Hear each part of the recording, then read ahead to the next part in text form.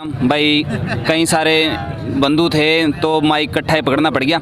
खटका toll plaza पे और हमारे साथ में किसान नेता सुरेश कोथ जी हैं। क्या रणनीति रही है अभी तक सरकार की और किसान ना की रही है, इन सारी बातों में बात कराएंगे। राम राम जी। राम राम जी। तो अभी तक बहुत सारी मीटिंगें हुई हैं लेकिन कोई नतीजा नहीं निकला है, तो सरकार की कौन सी मंशा है और आगे अपनी क्या स्ट्रेटजी है? सरकार की मंशा शुरू से ही गलत है। सरकार इस आंदोलन को लंबा चला करके इसमें फूट डाल करके समाप्त करना चाहती है। इसलिए सरकार ने शुरू से हमारे साथ मीटिंग भी कर रही है और उसमें गैर एलिमेंट्स भी बढ़ा रही है।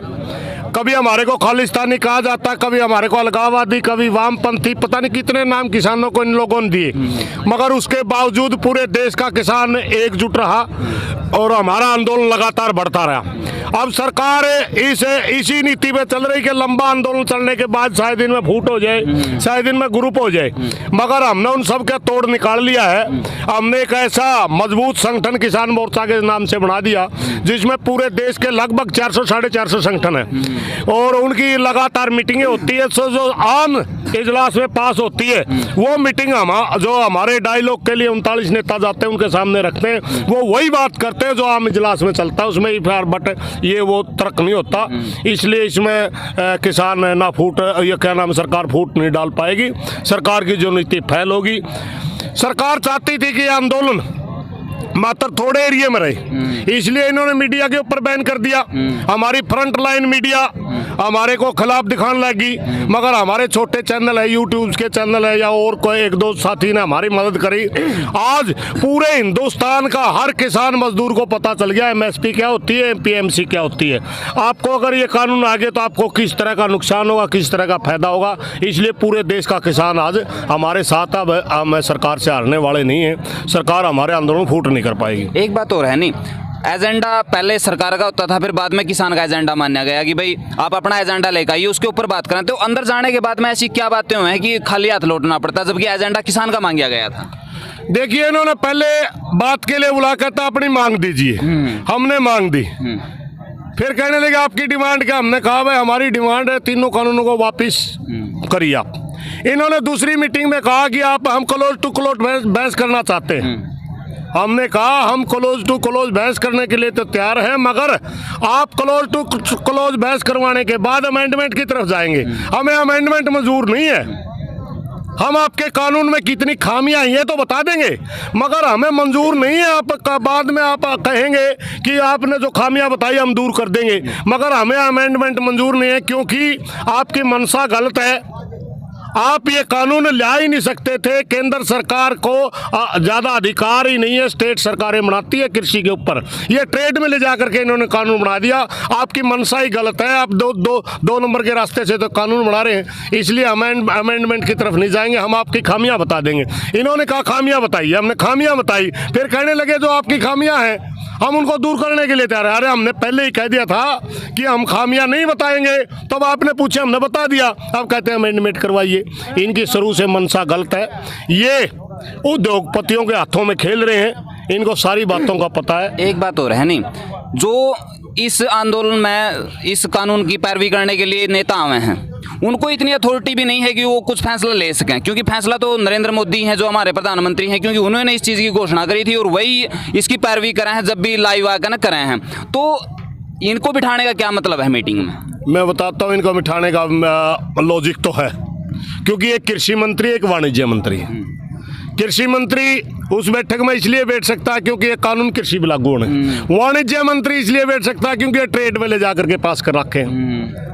उसका काम ही खरीद फरोख्त का है, ट्रेड का है, ले बेच का है, तो वो बेचने का लॉजिक तो है, मगर इनके हाथ में इतनी अथॉरिटी नहीं दे रखी कि आप एकदम से किसान को बोल दे जाओ आपका कानून वापिस हो जाएंगे। इतनी अथॉरिटी इनके पास नहीं दे रखी। अगर लेके हमें पता है कि हमारे को मूर्ख बनाया जा रहा है, हमें पता है कि हमारे को टरकाया जा रहा है, मगर अगर हम बातचीत तोड़ते हैं, हम बातचीत की टेबल पर नहीं जाते तो ये हमारे आंदोलन को बदनाम करते हैं, फिर चलवाते हैं। हम तो बात करने के लिए तैयार हैं, हम किसान की सुनने के लिए तैयार हैं। किसान हमारी मीटिंग में नहीं आता, फिर हमारे किसानों में मायूसी डालने एक और है नहीं, पिछली बार भी देखा गया कि जब अंबानी का पोता होया था तो अस्पताल में भी गए, लेकिन 39 जो हमारे किसान नेता उनके साथ में बात करने के लिए नरेंद्र मोदी उस टेबल पर क्यों नहीं आते? नरेंद्र मोदी कलौंडा आदमी, कलोंडा आदमी नज़र नहीं मिला सकता। मैं आपने बात बताऊं, नरेंद्र मोदी कभी भी इस मीटिंग में आएगा ही नहीं। जब इन्हें वापिस लेने होंगे नहीं तब भी नहीं आएगा, क्योंकि नरेंद्र मोदी को खुद को पता है, जनता को मूर्ख बना के इस गद्दी पे पहुंच गया। कह दिया मैं गरीब का बेटा हूं। हमने सोचा वह गरीब का बेटा है तो गरीब आदमी के हित के कानून बनाएगा, मगर इसने कर्या क्या।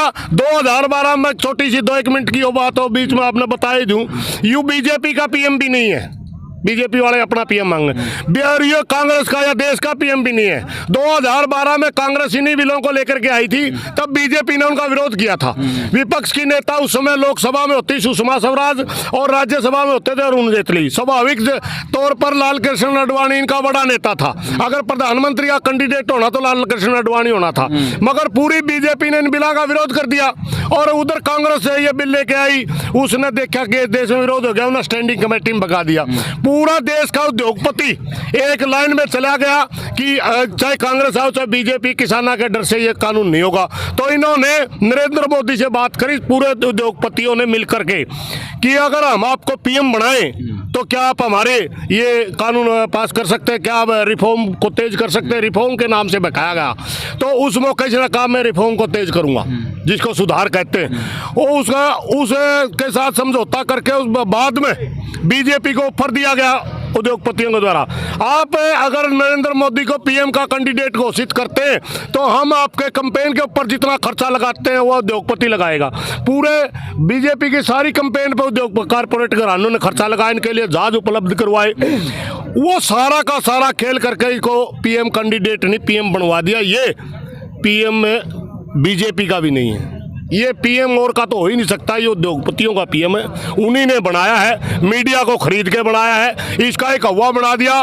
मोदी है तो मुमकिन है, अरे जनता को मारने वाला कौन सा मुमकिन है। 70 साल हो गए, एक भी कोई भी प्रधानमंत्री नहीं आज जिसने कंपनी खड़ी नहीं करी पब्लिक सेक्टर की, और इसने सारी बेच दी।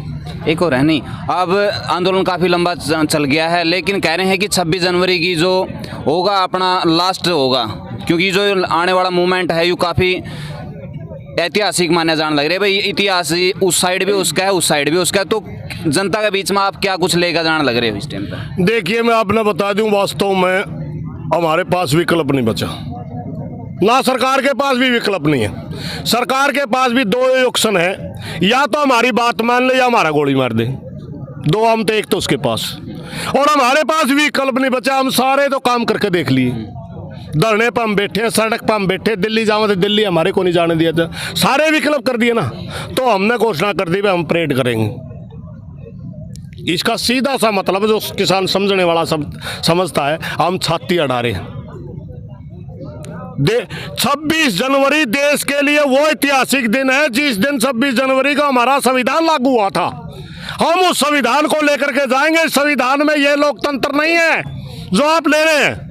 इस संविधान में कहीं भी ये नहीं लिखा हुआ है कि पूरे देश की जनता को मारने के लिए आप 1-2 उद्योगपतियों को बेच रहे हैं, पूरे देश की जनता को आप बंधुआ मजदूर बनाने पे तुल रहे हैं। इस संविधान में तो कहीं लिखा नहीं है। 26 जनवरी का दिन हमने इसलिए चुना है, हमारे लिए गणतंत्र दिवस है। वो संविधान लागू हुआ था, हमारे कानून लागू हुए थे उस दिन, मगर ये देश पूरा देश को बेच दिया इन लोगों ने। इसलिए 26 जनवरी को हम दिल्ली में मरने के लिए जा रहे हैं। सच्चाई ये है, यानी कि आर पार की लड़ाई 26 तारीख को हो जाएगी। बस तो रिहर्सल भी चल रही है, तो क्योंकि इसमें लेडीज़ भी देखी गई, हमारी माताएं हैं, बहनें हैं, वो रिहर्सल कर रही हैं। अरे कारण क्या है, अगर ये कानून लागू हो जाते हैं तो हम कंपनियों गुलाम हो जाएंगे, या फांसी खा के मरेंगे, या घुट के मरेंगे, या किसी की बेइज्जती हो जाएगी, बेइज्जती करवा के मरेंगे। मरना तो है ही, मरना है ही। इसलिए हम नहीं चाहते कि हम घुट घुट के मरें, अपने घर में फांसी खा के मरें। हम लड़के मरना पसंद करते हैं। ये इस देश का किसान और मजदूर गैरतमंद आदमी है,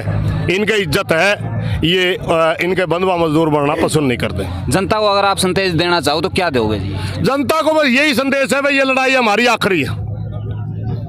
आप इसमें जाग जाइए, आज भी चूक गए तो आगे आने वाले टाइम में हमारे पास मौका नहीं बचेगा, क्योंकि इस लड़ाई का सिर्फ एक ही रिजल्ट निकलना है।